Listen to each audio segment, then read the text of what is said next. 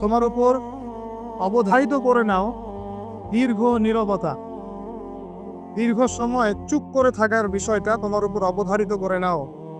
ফাইন্নাহু মাকবাদাতুন লিশ-শাইতান, কারণ এই কাজটার মধ্য দিয়ে শয়তান বিতাড়িত হয়ে যায়। ওয়া আউনুন লাকা আলা আমরি দীনিক, দীর্ঘ সময় চুপ থাকলে তোমার দিনের প্রতিটা কাজ করার ব্যাপারে আল্লাহ তোমাকে সাহায্য করবেন, বা দীর্ঘ নীরবতার ব্যাপারটা দিনের প্রতিটা কাজ করার ক্ষেত্রে তোমাকে সহযোগিতা করবে। কুলতু, আমি বললাম, জিদনি ইয়া রাসূলুল্লাহ, হে আল্লাহর রাসূল সাল্লাল্লাহু আলাইহি ওয়াসাল্লাম, আমাকে আরো বাড়িয়ে দিন, আরো কিছু বলুন, আরো কিছু ওসিয়ত করুন। ক্বালা, তিনি বললেন, ইয়াকা ওয়া কাসরাতাদ দাহিক, সন্তান থাকবে, বেশি বেশি হাসবে না। ফাইন্নাহু ইউমিতুল কলব, কারণ যারা অধিক পরিমাণে হাসাহাসি করে তাদের কলব মরে যায়, তাদের কলবের মৃত্যু ঘটে। ওয়া ইয়াযহাবু বিনূরি ওয়াজহি, এবং চেহারার মধ্যে নূর চলে যায়, চেহারায় কোনো জ্যোতি বা নূর থাকে না।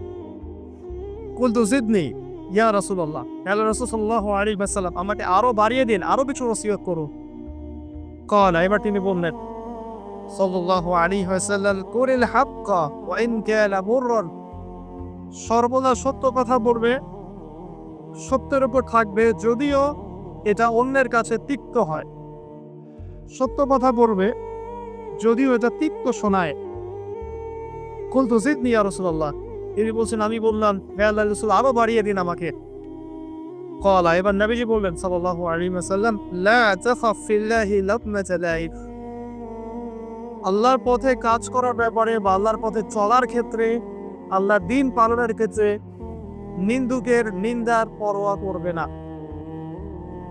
আল্লাহর ব্যাপারে নিন্দুকের নিন্দার সমালোচনা পরোয়া করবে না। কুলতু জিদনি ইয়া রাসূলুল্লাহ, তিনি বললেন, আমি বললাম যে আরো বাড়িয়ে দিন হে আল্লাহর রাসূল আমার জন্য। নবী করিম সাল্লাল্লাহু আলাইহি ওয়াসাল্লাম বললেন, ক্বাল লিয়াহজুসকা আনিন নাস মা তা'লামু মিন নাফসিকি, যখন মানুষের ব্যাপারে তোমার নেগেটিভ কোনো মন্তব্য করতে হয় বা কারো ব্যাপারে যদি নিন্দা করতে চাও, এরকম ইচ্ছা জাগে মনের মধ্যে, তাহলে আগে চিন্তা করবে যে এই দোষটা তোমার মধ্যে আছে কিনা। অর্থাৎ নিজের নফসের খেয়ালটা তুমি আগে বেশি নিবে অন্যের নিন্দা করার আগে। রাওয়াহুল বাইহাকি, হাদিসটা এসেছে বাইহাকি শরীফের মধ্যে ফি শুআবিল ঈমান, এবং মিশকাতুল মাসাবিহের মধ্যে এসেছে হাদিসটা 414 এবং 415 পৃষ্ঠায়। অত্যন্ত চমৎকার একটা হাদিস। আজকে আমি ইনশাআল্লাহু আযজা ওয়া জাল এই হাদিসটার উপরে সামান্য কিছু কথা বলে আমাদের আলোচনা শেষ করব ইনশাআল্লাহ তাআলা। আবু যর রাদিয়াল্লাহু আনহু একজন বিশিষ্ট সাহাবী, আপনারা জানেন, যার ব্যাপারে নবী করিম সাল্লাল্লাহু আলাইহি ওয়াসাল্লাম বলেছিলেন, আবু যর, তুমি খুব নরম মানুষ, তাই কখনো দায়িত্ব চেয়ে নিও না, কারণ তোমার উপরে যদি 2 জন মানুষের দায়িত্ব দেয়া হয়, তোমাকে যেন ছুরিবিহীন জবাই করে দেয়া হবে। আবু যর রাদিয়াল্লাহু আনহু খুব আধ্যাত্মিক নরম মনের মানুষ ছিলেন।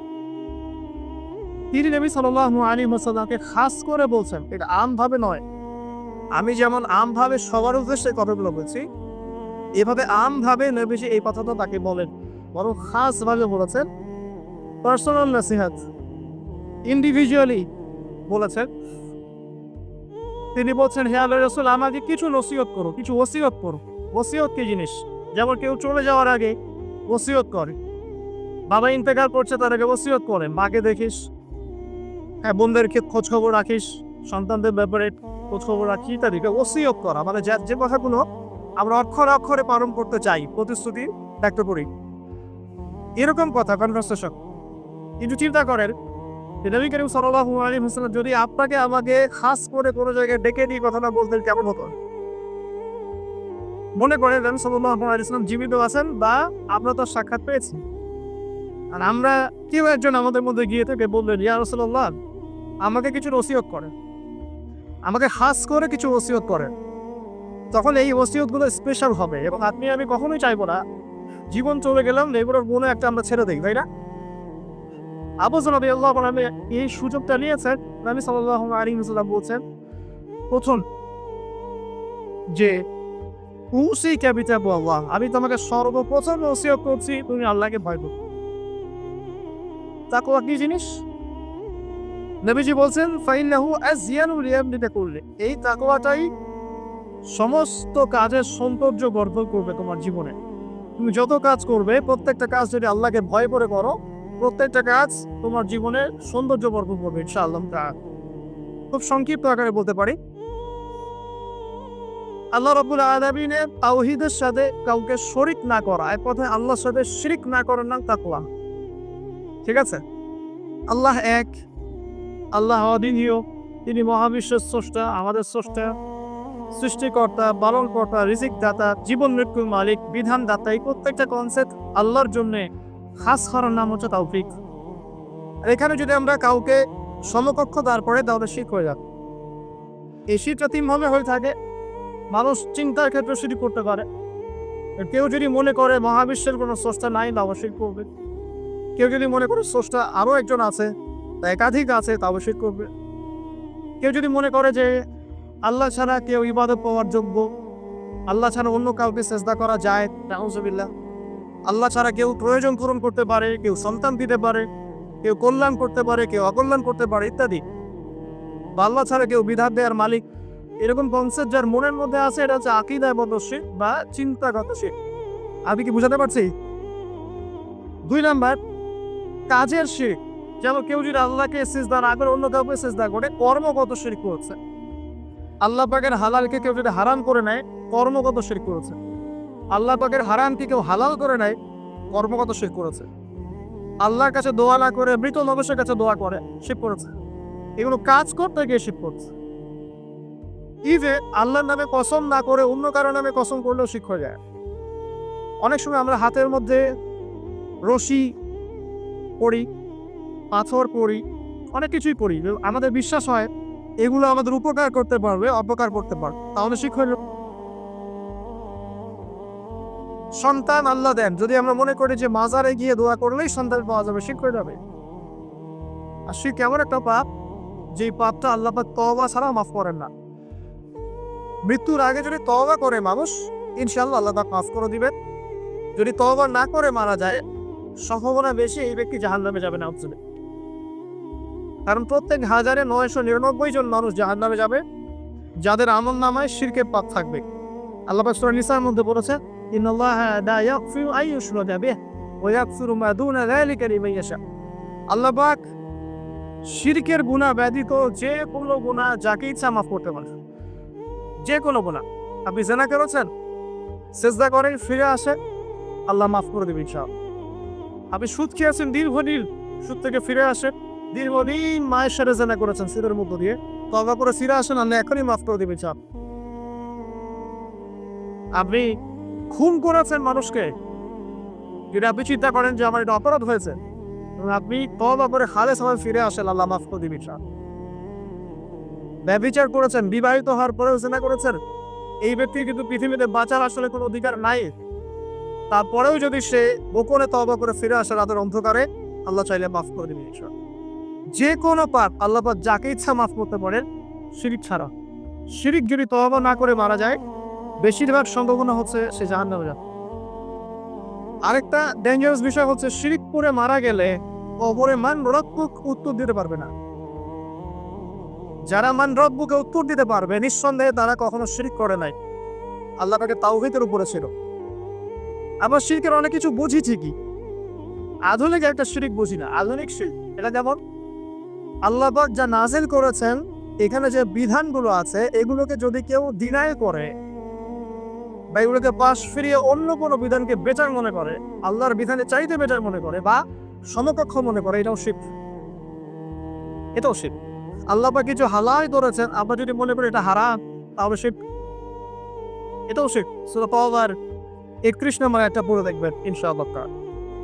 যাই হোক, তাকওয়ার প্রথম স্টেজ হচ্ছে আমাদেরকে শিরক করা যাবে না, তাওহীদে থাকতে হবে ইনশাআল্লাহ। 2 নম্বর আল্লাহ পাকের যত আদেশ আছে এগুলোকে মেনে চলার নাম তাকওয়া। ফর এক্সাম্পল সালাত, সাওম, সাদাকা, হজ, উমরা, যাকাত, সত্য কথা বলা, পিতামাতার খেদমত ইত্যাদি যতগুলো আদেশ কোরআন এবং সুন্নাহর মধ্যে আছে এগুলোকে মেনে চলা তাকওয়ার পরিচয়। 3 নাম্বার, আল্লাহ পাকের যত নিষেধ আছে এই সমস্ত নিষেধগুলোকে বর্জন করার নামও তাকওয়া। শুধু আদেশ মানলাম, নিষেধ বর্জন করলাম, তা এটা আসলে প্রকৃত তাকওয়ার পরিচয় নয়। আজকে আমরা মাশাআল্লাহ সবাই সালাত করেছি, কালকে সকালে যদি আমরা সুদি লেনদেন করি আমার মধ্যে তাকওয়া আসলে নাই। আমি ধর্মীয় জীবনে পাক্কা মুসল্লি হলেও অর্থনৈতিক জীবনে পাক্কা সুদখোর থেকে গেছে। এই অবস্থা যদি তওবা না করে মারা যায়, মায়ের সাথে জেনার অপরাধ নিয়ে কিয়ামতের মাঠে উঠবে ইনশাআল্লাহ। এটা আমার কথা না, নবী সাল্লাল্লাহু আলাইহি ওয়াসাল্লাম বলেছেন, সহিহ বুখারীর হাদিস। যে কোনো আলেমকে জিজ্ঞাসা করবেন, যে কোনো মাদ্রাসায় যাবে, যে কোনো প্রকাশনী বুখারী শরীফ এর লাগে না হাদিসটা পাবে, যে ব্যক্তি 1 দিরহাম সুদ খেলো সে যেন 36 বার জেনা করবে। আপনি যদি জানেন যে আপনার ক্লোজ কোনো ফ্রেন্ড বা আত্মীয় বা whoever is সে জেনা করে বেড়ায় বা মেয়েদের সাথে একাধিক মেয়ের সাথে তার সম্পর্ক আছে, ইলিগাল রিলেশনশিপ, আপনি নিশ্চয়ই তার দিকে সম্মানের দৃষ্টিতে তাকাবেন। রাফেল সামান এমন একটা যুগ যেখানে সুদ থেকে বাঁচা সো ভেরি ডিফিকাল্ট।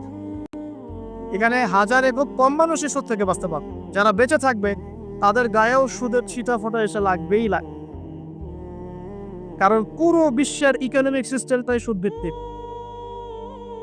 এটা পরিপূর্ণরূপে ইসলামিক ধাঁচে সাজানো এখন সম্ভব বলে মনে হচ্ছে না। আমরা চেষ্টা করতে পারি, সম্ভব তখন হবে যখন শেকড় উপরে আসবে। আর শেকড় কখন উপরে হবে? যখন মালহামা হবে। আর মালহামা কখন হবে? যখন মদিনার গুরুত্ব কমে যাবে এবং গুরুত্ব বেড়ে যাবে। আর যখন আসবেন, ঈসা ইবনে মারইয়াম আসবেন, তখন পৃথিবীতে ইনশাআল্লাহ আযজা ওয়া জাল ইসলাম ব্যতীত কিছুই বাকি থাকবে। তখন ইনশাআল্লাহ তাআলা উপরের লেভেল থেকে সুদ বন্ধ কিছু থাকবে না ইনশাআল্লাহ। তবে এখন কি করবে?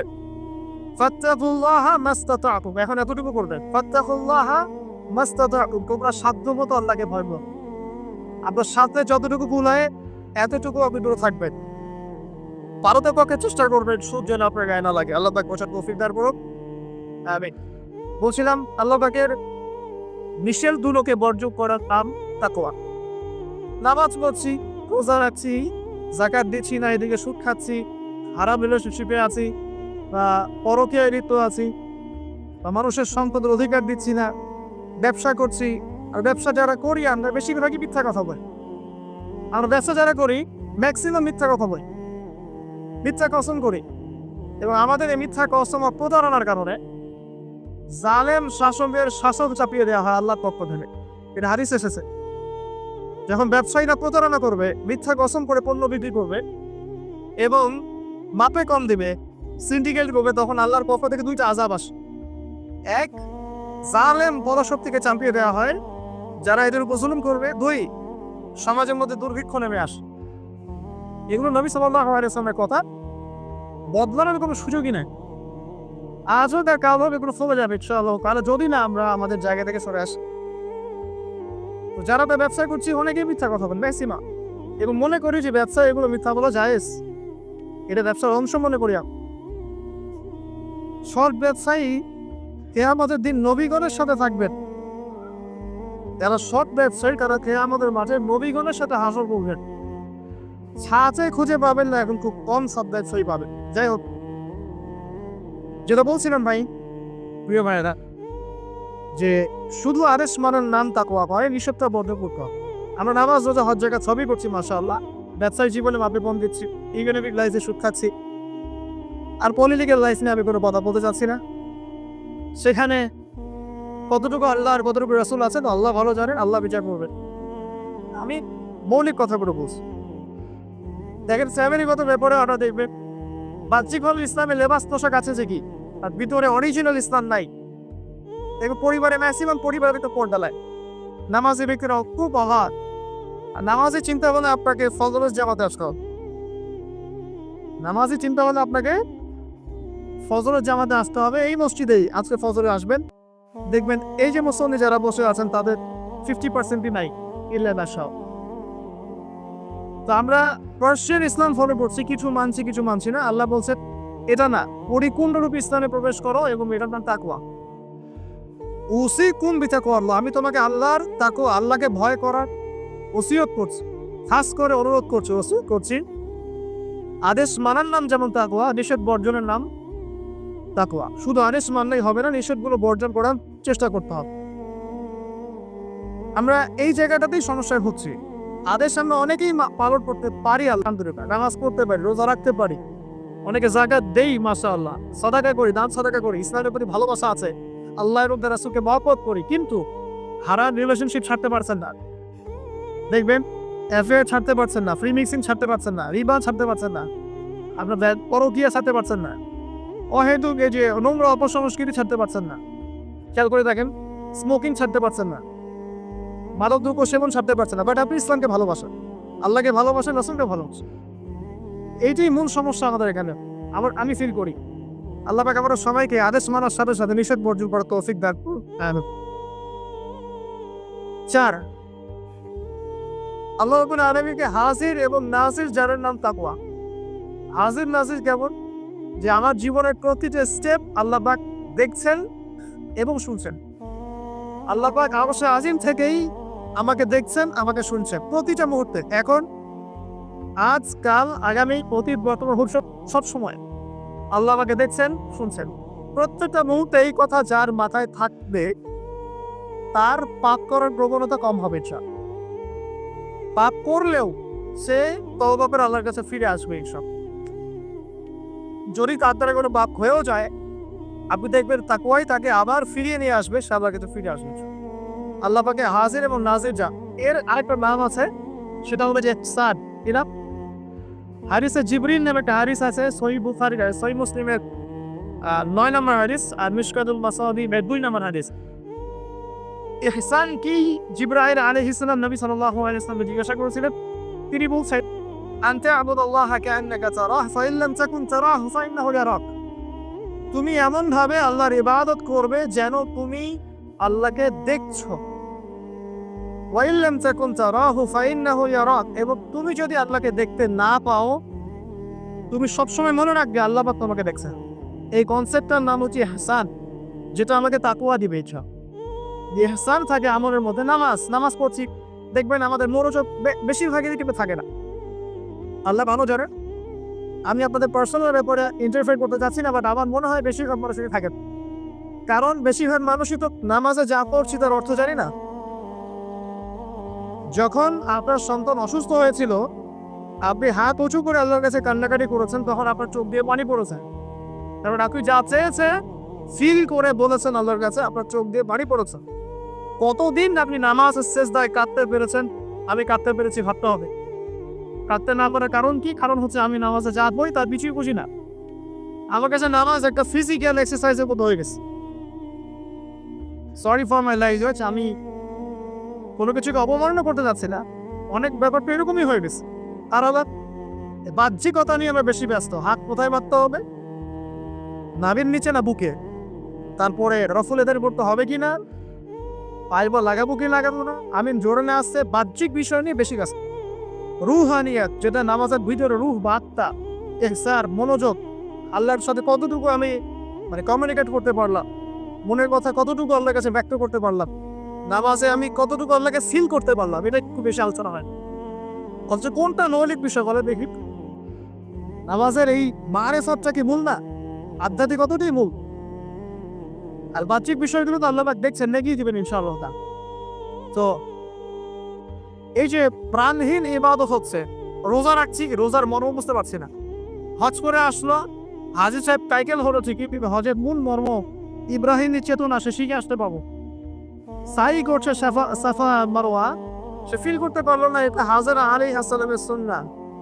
এই যে আমরা কুরবানি করলাম, ম্যাক্সিমাম আমাদের মধ্যে ফিল করতে পারি নাই এটা হচ্ছে ইব্রাহিম আলাইহিস সালামের সেই কুরবানি যেটা তিনি ছেলেকে করতে চেয়েছিলেন।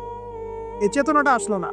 তো রসকসহীন ইবাদত কতটুকু কবুল হয়, প্রাণহীন ইবাদত কতটুকু উপরে পৌঁছে, আল্লাহ ভালো জানে। তো যে বিষয়টা নিয়ে এই কথাটা বললাম, ইহসান হচ্ছে সেই জিনিস যেটা আমাকে মনে করাবে আমি আল্লাহকে দেখছি, শুনছি, বা আল্লাহ আমাকে দেখছেন এবং শুনছেন। এর জন্য প্রয়োজন আপনি ইবাদতে যা যা করছেন, যা যা বলছেন, এর অন্তত অর্থটুকু বোঝা। তাহলে আপনার ইনশাআল্লাহ মনের মধ্যে সেই ফিলিংসটা আসবে ইনশাআল্লাহ। ফর এক্সাম্পল, আপনি নামাজে দাঁড়িয়ে পড়ছেন, ওয়ানুনাজ্জিলু মিনাল কুরআন মা হুয়া শিফাউ ওয়া রাহমাতুল লিল মুমিনিন ওয়া লা ইয়াজিদু যালিমিনা ইল্লা ফাসা। এই আয়াতের অর্থ কতজন জানেন? একটু হাত উঁচু করে দেন। যারা জানেন তারা যদি আয়াতটা কোরআনে নামাজের মধ্যে পড়েন, তারা মনোযোগ বেশি পাবেন, স্বাভাবিক। অর্থ হচ্ছে কোরআন আমরা নাজিল করেছি, এই কোরআনের মধ্যেই আছে শিফা বা আরোগ্য এবং মুমিনদের জন্য রহমত। যখন আপনি বুঝতে পারলেন তখন কি নামাজে মনোযোগ পারবে না? সুবহান রাব্বিয়াল আলা বলছেন, সর্বোচ্চ আমার রব সর্বোচ্চ সুউচ্চ, তখন আপনার মনোযোগ পারবে না? আত্তাহিয়াতুতে আপনি কি করছেন, দরুদে কি করছেন, দোয়া মাসুরে বলছেন আল্লাহুম্মা ইন্নী যালামতু নাফসি যুলমান কাসীরা, আল্লাহ আমি আমার নফসের উপর প্রচুর জুলুম করেছি। কখনো কি ফিলিংস হয় যে জুলুমের এখানে স্বীকারোক্তি দিচ্ছি আমি? কারণটা একটাই কারণ। কথা বললে অনেক সময় যাবে, আমার আরো কিছু বলার আছে, যে অর্থটা বুঝতে পারছি না। অর্থ না বুঝলে আপনি রসকসহীন প্রাণহীন ইবাদত করতেন। অর্থ বোঝাটা কি অপরাধ? অর্থ বুঝলে কি আপনি আলেম ওলামা থেকে সরে যাবেন, দূরে সরে যাবেন? আর সবকিছুর অর্থ তো আপনি ব্যাখ্যাটা মিশতে পারবেন না। তখন আপনি আলেম ওলামার কাছে আসবেন, এসে জিজ্ঞাসা করবেন, ব্যাখ্যা জেনে নিন, সিম্পল। তো অর্থ অনুধাবন করলে ইনশাআল্লাহ তাআলা আপনার ইহসান বাড়বে, যেটা আমাকে তাকওয়ার দিকে নিয়ে আসবে। ইহসান মানে আল্লাহকে হাজির নাজির যে ইবাদত করা। আরেকটা বিষয়, ইবাদতের মধ্যে ধীর স্থিরতা আনতে হবে, তাড়াহুড়া বন্ধ করতে হবে। তাড়াহুড়া বন্ধ করলে পরে দেখবেন ইবাদতের মধ্যে স্বাদ পাচ্ছে ইনশাআল্লাহ। দুনিয়াবি হ্যাসেল, দুনিয়াবি যে ব্যস্ততা একটু কমিয়ে আনতে হবে, তাহলে দেখবেন ইবাদতে স্বাদ পাচ্ছেন ইনশাআল্লাহ। প্রত্যেকটা ইবাদতের পটভূমি জানতে হবে, যে নামাজ আমি কি জন্য পড়ি, কোথায় গিয়ে ফরজ হয়েছিল, কুরবানি কেন দিব, কুরবানির ইতিহাসটা কি, হজ জানি করবে ঘটনাগুলোর পিছনের গল্পগুলো কি, এগুলো না জানলে আপনি ইবাদতে স্বাদ পাবেন না। এই জিনিসগুলো একটু টাচ দিলাম। আল্লাহ পাক আপনার সবাইকে ইহসানের সাথে ইবাদত করার তৌফিক দান করুন। তো প্রথম ওসিয়ত করছেন নবী সাল্লাল্লাহু আলাইহি ওয়াসাল্লাম আবু যর রাদিয়াল্লাহু আনহুকে, তুমি আল্লাহকে ভয় করবে, এটা তোমাকে সমস্ত আমল সুন্দর করে দিবে, সৌন্দর্যমণ্ডিত করে দিবে।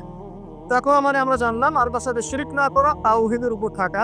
2, আল্লাহ পাকের আদেশগুলোকে মেনে চলার চেষ্টা করা। 3 নাম্বার, একই সাথে এট দ্য সেম টাইম আল্লাহ পাকের নিষেধগুলোকে বর্জন করা। 4, আল্লাহ পাকে হাজির এবং নাজির যা, আল্লাহ পাক আমার প্রতিটা কাজ দেখছেন, শুনছেন, এবং এগুলোর জন্য আল্লাহ পাক আমাকে জবাবদিহি করাবেন, কোনো সন্দেহ নাই, জবাবদিহি করাবেন। তো বিদায় হজের ভাষণে নবী সাল্লাল্লাহু আলাইহি ওয়াসাল্লাম বলেছিলেন, এই তাকওয়ার কথাই বলেছিলেন। তিনি বলেছিলেন সাল্লাল্লাহু আলাইহি ওয়াসাল্লাম যে আজকে থেকে আরবের উপর অনরবের কোনো ভেদাভেদ নাই, সাদার উপর কালো, কারোর উপর লালের কোনো ভেদাভেদ নাই। কুল্লুকুম মিন আদম, তোমরা সবাই আদম সন্তান, ওয়া আদামু মিন তুরাব, এবং আদম হচ্ছে মাটির সন্তান। ইল্লা তাকওয়া, শুধু তাকওয়া ব্যতীত, যার মধ্যে আল্লাহ ভীতি যত বেশি, সে আল্লাহর কাছে তত বেশি মর্যাদা সম্পন্ন। সূরা হুজুরাতেও সেম কথা আছে, 13 নম্বর আয়াতে আল্লাহ পাক বলেছেন, ইয়া আইয়ুহান নাস, হে মানব জাতি, ইন্না আকরামাকুম ইনদাল্লাহি আতকাকুম, হে মানব জাতি, তোমাদের মধ্যে আল্লাহর কাছে সবচেয়ে বেশি মর্যাদা সম্পন্ন সেই ব্যক্তি যে অধিক মুত্তাকি বা অধিক তাকওয়াওয়ালা। এবং এই তাকওয়ার পজিশনটা কথা, সেটাও নবী সাল্লাল্লাহু আলাইহি ওয়াসাল্লাম বলেছেন। এটা আমার টুপিতে নাই, আমার দাড়ি, আমার লেবাস, আমার পোশাক, আমার চলাফেরা, এসবের মধ্যে তাকওয়ার প্রকৃত পরিচয় নাই। নবী করিম সাল্লাল্লাহু আলাইহি ওয়াসাল্লাম বলেছেন, তাকওয়া হা হুনা, তাকওয়া হচ্ছে এখানে। এই বলে তিনি কলিজার দিকে 3 বার ইশারা করেছেন। অর্থাৎ তাকওয়ার মূল কেন্দ্র কোথায়? আপনার কলবে। আর কলব সংক্রান্ত একটা কথা কিন্তু হাদিসের মধ্যে আসবে একটু আগে। কিছু একটা কাজ করলে কলবটা মরে যাবে, সে কাজটা কি? আমরা হাদিসটা ধরতে পারছেন, সামনে যাচ্ছে চলো। তো কলবের ব্যাপার তাকওয়া, তাহলে কলবের যত্ন নেওয়া লাগবে। আমরা দেহের যেমন যত্ন নেই, পোশাকের যত্ন নেই, পরিপাটি থাকতে পছন্দ করি, বাড়ি ভান চকচকে রাখতে পছন্দ করি, তাই না? তো তাহলে কলবটাই পরিষ্কার করার চেষ্টা করতে হবে। কি করলে কলবের যত্ন হবে? তার কথা এই হাদিসে আছে, একটু সামনে যাচ্ছি।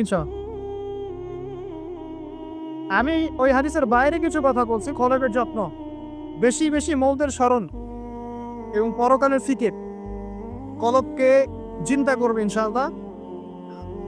মনের মধ্যে কোনো প্রকার রিয়া অহংকার রাখা যাবে না, কলব জীবিত হবে ইনশাআল্লাহ। কারো প্রতি হিংসা বিদ্বেষ পোষণ করবেন না, কলব জিন্দা থাকবে ইনশাআল্লাহ। মানব সেবামূলক যে কাজগুলো আছে, ফর এক্সাম্পল এতিমের দেখাশোনা করা, বিধবাদের খোঁজ খবর নেয়া, মিসকিনের পাশে দাঁড়ানো, এই কাজগুলো করলেও কলব জিন্দা হয়, কলবের মধ্যে নূর আসে, সাকিনা আসে। কলব পরিষ্কার না করে যতই দাড়ি টুপি পাগড়ি জুব্বা পরি না কেন, আদতে কোনো লাভ হবে না। আল্লামা তকি উসমানী হাফিজাহুল্লাহর তাসাউস এবং তাসকিয়া ওইটা করতে পারেন, এখানে ডিটেইলস এই বিষয়ে জানতে পারবেন ইনশাআল্লাহ। সামনে যাই। আবু যর রাদিয়াল্লাহু তাআলা আলাইকা, তোমার উপর শক্ত করে নাও, বিতিলাওয়াতি কোরআন, কোরআনের তেলাওয়াত, তোমার উপরে কোরআনের তেলাওয়াতটাকে অবধারিত করে নাও, শক্ত করে নাও। ওয়া যিকরিল্লাহি আযজা ওয়া জাল্লা, আল্লাহ পাকের জিকিরটাকে অবধারিত করে নাও। ফাইন্নাহু যিকরুন লাকা ফিস সামা, কারণ এই বিষয়টা আসমানে তোমাকে স্মরণের মাধ্যম হবে। ওয়া নূরুন লাকা ফিল আরদি, এবং পৃথিবীতে আল্লাহ পাক তোমাকে নূর দান করবে। দ্বিতীয় ওসিয়তের মধ্যে দুটো জিনিস, একটা হচ্ছে কোরআন তেলাওয়াত, একটা হচ্ছে আল্লাহর জিকির। কোরআন তেলাওয়াত সম্পর্কে খুব সরল কয়েকটা কথা বলছি। কোরআনুল কারীম বিশুদ্ধ করে তেলাওয়াত শিখতে হবে, এক নম্বর বিষয়। যদি বিশুদ্ধ করে মদ মাখরাজ তাজবিদের সাথে না শেখেন, তাহলে সারা জীবন ভুল করে যাবেন আর কোরআনের অর্থ বিকৃত হয়ে যাবে। আপনার অজান্তেই এমন অর্থ চলে আসবে যা আপনি মোটেও কল্পনা করেননি এবং কামনাও করেন নাই। আপনি বলছেন ফর এক্সাম্পল যে আলহামদুলিল্লাহ রাব্বিল আলামিন, অর্থ সুন্দর, সমস্ত প্রশংসা আল্লাহর জন্য যিনি বিশ্বজাহানের প্রতিপালক। হ্যাঁ, এর উচ্চারণ ভুল করেছেন আলহামদুলিল্লাহ রাব্বিল আলামিন, অর্থ বিকৃত হয়ে গেছে।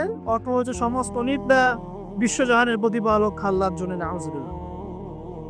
বলেছেন কুল ইয়া আইয়ুহাল কাফিরুন, হে কাফেররা, লা আ'বুদু মা তা'বুদুন, আমি তার ইবাদত করি না যার ইবাদত তোমরা করো। অর্থ ঠিক আছে, ঈমান তাওহীদ আছে। অথচ আপনি যদি বলেন কুল ইয়া আইয়ুহাল কাফিরুন লা আ'বুদু মা তা'বুদুন, বাস গন কেস। অর্থ কি হবে ভাই? আমি অবশ্যই তার ইবাদত করি, যার ইবাদত তোমরা করো, কাফেররা তোমরা করো। এটা ঈমান না কুফর? একটা মদের কারণে আপনার পার্থক্য এক বাক্যে বলে ফেলছি। যেভাবেই হোক, যত সময় লাগুক, যে বয়সেই থাকেন, বিশুদ্ধ করে কোরআন তেলাওয়াত না শিখে মৃত্যুবরণ করবেন না, ওয়াদা করে আল্লাহ। যে বয়সেই হন, যেখানেই পড়ে, যে প্রফেশনেই থাকে, যত গরিবই হন, যত বড়লোকই হন, যাই হন, হুয়েভার ইউ আর, কোরআন তেলাওয়াত বিশুদ্ধ করে না শিখে কবরে যাবেন না, ওয়াদা করেন।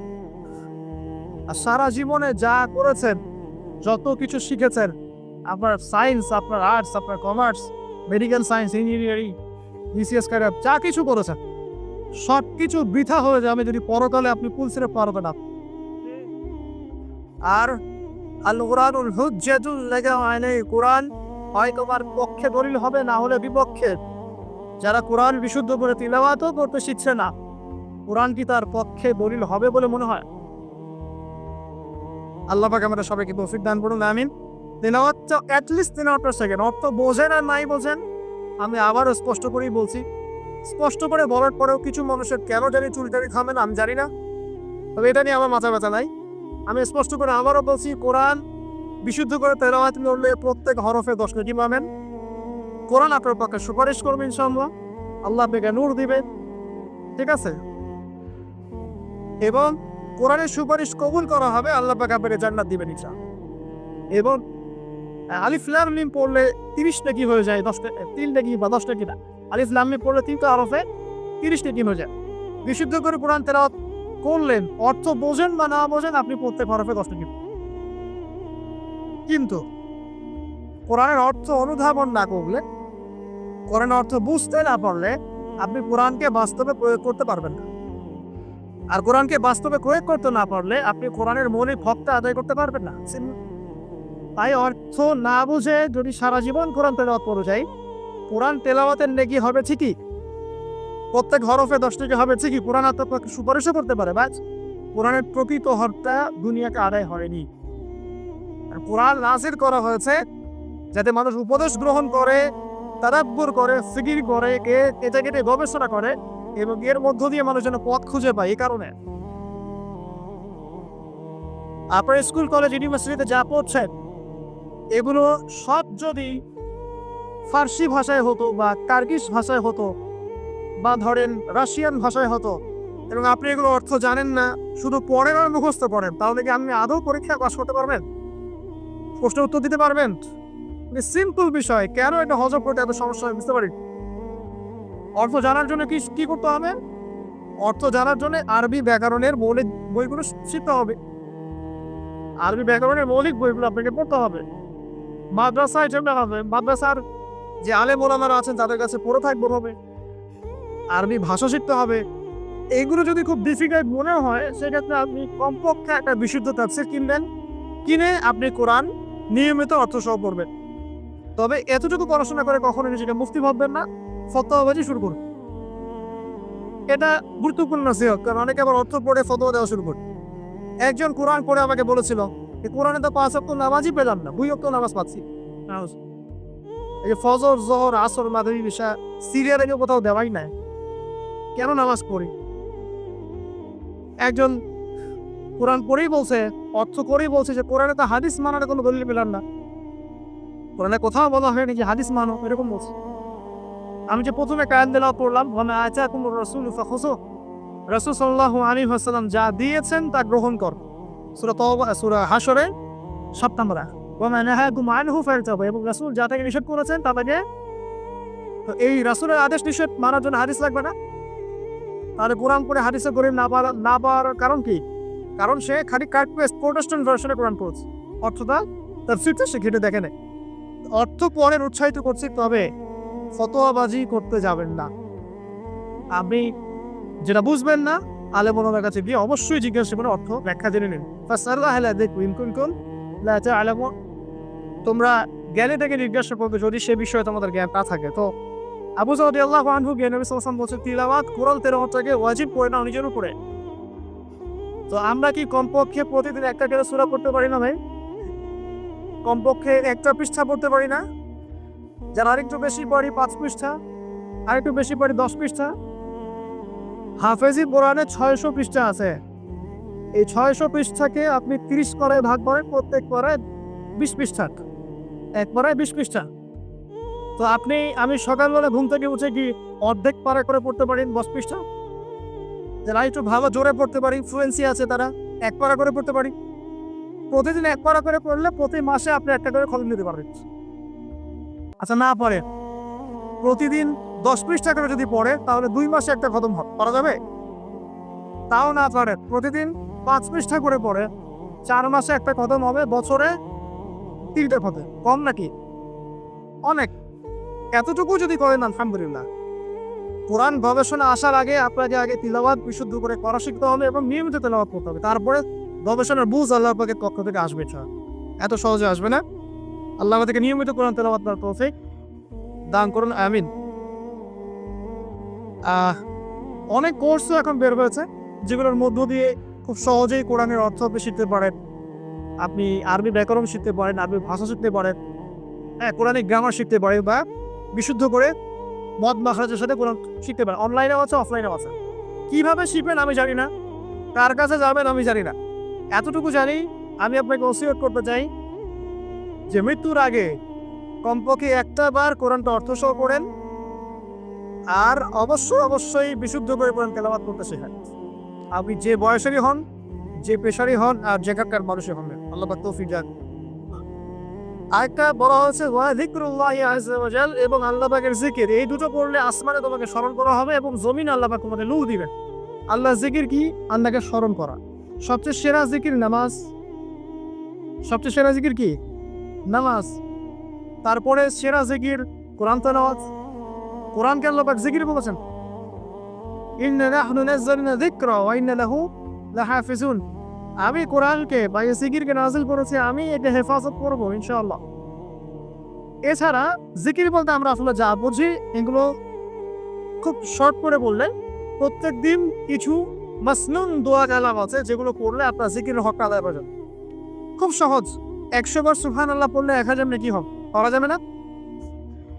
এটা আপনি ড্রাইভ করতে করতে করতে পারেন, হাঁটতে চলতে করতে পারেন, মা বোনরা রান্না বান্না করতে করতে করতে পারেন। এটার জন্য আলাদা করে ওযু করে বসতে হবে জরুরি না, ওযু শর্তও না। আপনি চলতে ফিরতে কাজটা করতে পারেন, ইস্তেঞ্জা করা বাদ দিয়ে ওখানে বসে বসে আবার এটা করেন, ঠিক আছে? ওকে, 100 বার আলহামদুলিল্লাহ পড়া যাবে না, 100 বার আল্লাহু আকবার পড়া যাবে না, লা ইলাহা ইল্লাল্লাহ 100 বার পড়া যাবে না। খুব সহজ। বা সকালবেলা অ্যাটলিস্ট আপনি একটা বার পড়লেন আয়াতুল কুরসি, একবার পড়লেন সাইয়্যিদুল ইস্তিগফার, সাইয়্যিদুল ইস্তিগফার একবার পড়লে ওই দিন যদি সে ব্যক্তি মারা যায় তাহলে জান্নাত। মাগরিবের ওয়াক্তে পড়ে ফজর হওয়ার আগে যদি মারা যায় জান্নাত ইনশাআল্লাহ। এরকম অনেক দোয়া আছে। আউযু বিকালিমাতিল্লাহি তাম্মাতি মিন শাররি মা খালাক পড়বেন ইনশাআল্লাহ। কোনো দৃশ্যের অনিষ্ট আপনাকে স্পর্শ করবে না ইনশাআল্লাহ। জিন ভূত, জিন শয়তান, জাদু টোনা, চোখ লাগা বদবদ কোনো কিছুই কাজ করবে না ইনশাআল্লাহ। এগুলো নিয়ে এখন অনেক রোগী দেখেন না, জিনগ্রস্ত রোগী, সেহেরের রোগী, মাজনুন হয়ে যাচ্ছে, পাগল, মেন্টালি ডিপ্রেসড, মানসিক। এখন তো বেশিরভাগ মানুষ মানসিক রোগী, ফিজিক্যাল রোগী কম, মানসিক রোগী বেশি। এমন এমন এমন জেনারেশন তৈরি হচ্ছে, এরা ক্রেজি, এরা হচ্ছে মানসিকভাবে বিকলাঙ্গ।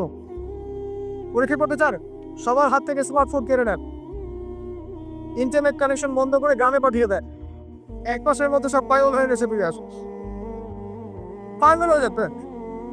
ইন্টারনেট কানেকশন নাই, স্মার্টফোন নাই, দেখবেন পাগল ক্রেজি হয়ে যাবে। যাই হোক, আল্লাহ পাক আমাদের কি হেফাজত করুন। জিকির বাড়িয়ে দেন। একটা জিকির আছে, সুবহানাল্লাহি ওয়া বিহামদিহি আদাদা খালকিহি ওয়া রিদা নাফসিহি ওয়া জিনাতা আরশিহি ওয়া মিদাদা কালিমাতিহি। যে ব্যক্তি এটা 3 বার করবে, ফজরের পর থেকে নিয়ে সূর্য ওঠা পর্যন্ত বসে বসে যদি আল্লাহ জিকির করতেন, যে নাকি হতো এতটুকু পড়লে সে নাকি হয়ে যাবে।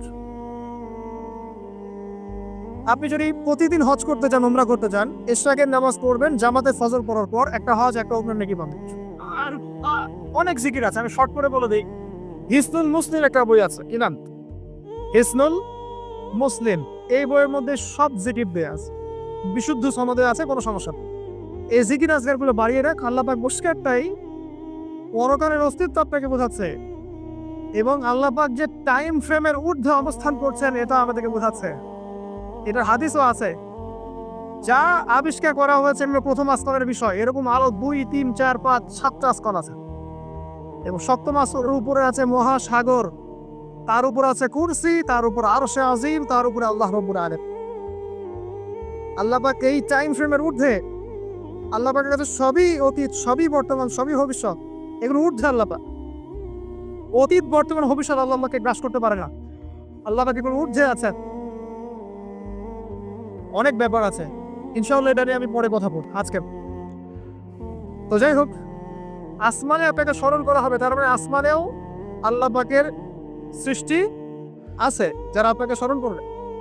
আল্লাহ পাক আপনি স্মরণ করবেন ইনশাআল্লাহ। এবং পৃথিবীতে আপনাকে নূর দেওয়া হবে। নূর মানে কি? আলো। আলো তখন লাগে যখন অন্ধকার দূর করতে হয়, এই তো অন্ধকার দূর করতে আলো লাগে। পৃথিবীতে অন্ধকার আছে, এখানে অন্ধকার বলতে কি বোঝানো হয়েছে? রাতের অন্ধকার, জাহেলিয়াতের অন্ধকার। কিসের অন্ধকার?